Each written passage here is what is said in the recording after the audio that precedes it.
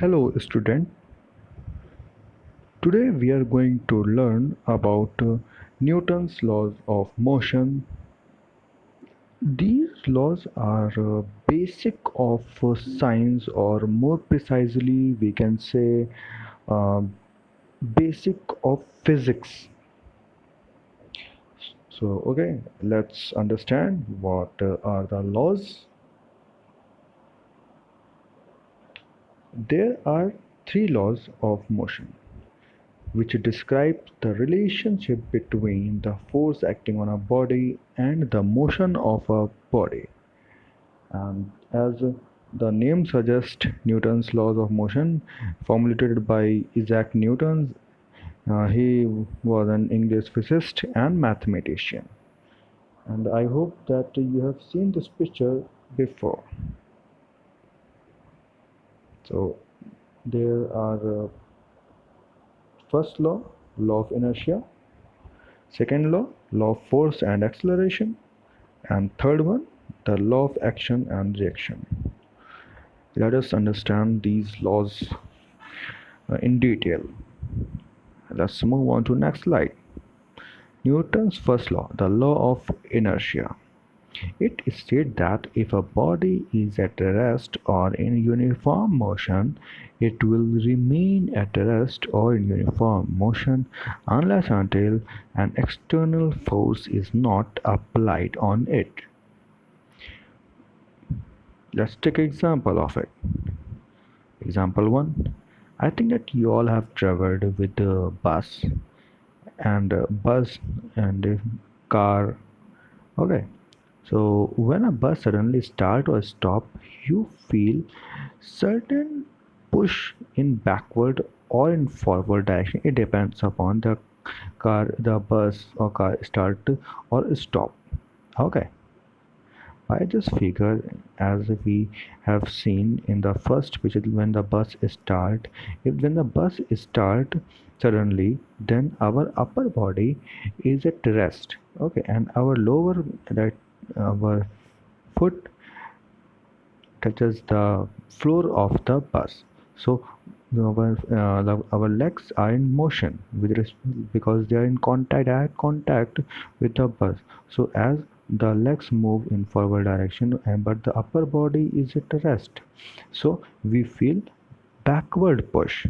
Okay, in the similar way, when the bus stops suddenly, then our upper body is in uniform motion, but as our legs are in touch with the ground or with the floor of the bus, and the bus stops suddenly, and legs stop, but the upper body is continuous in motion. That's why we feel a push in forward direction.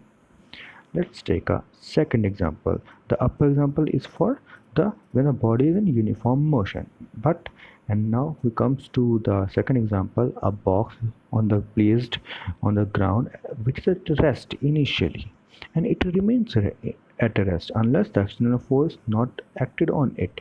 But when a person comes and it to push in it, or it exerts some force on the box, then it will move in a forward direction. It means that the box is in motion unless this man exert force on this box, and when the force becomes zero, the box will come in rest.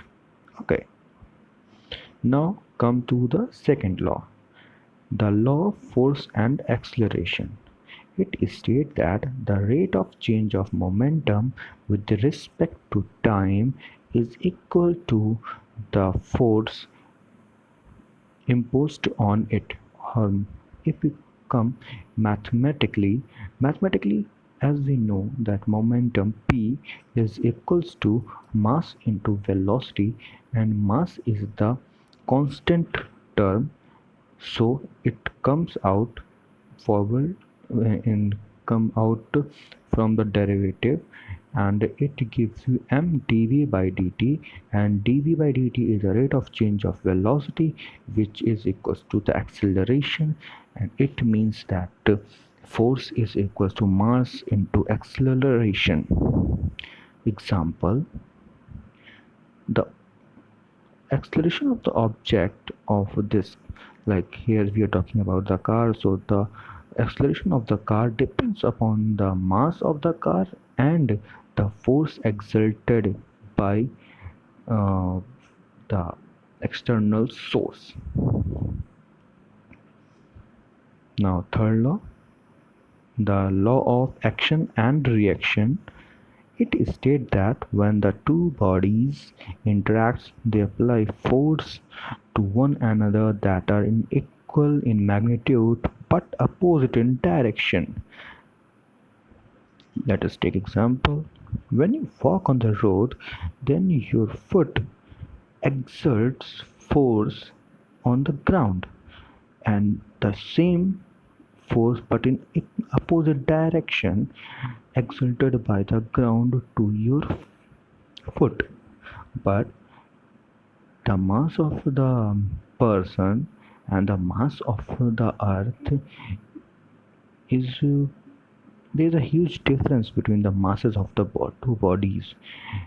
And if in the mass of the earth is very very large in comparison to the mass of a person, that's why when the force exerted by a person is not felt by the earth, but the force exerted by the earth uh, push the man or the person in the forward direction, which make us able to walk on the ground.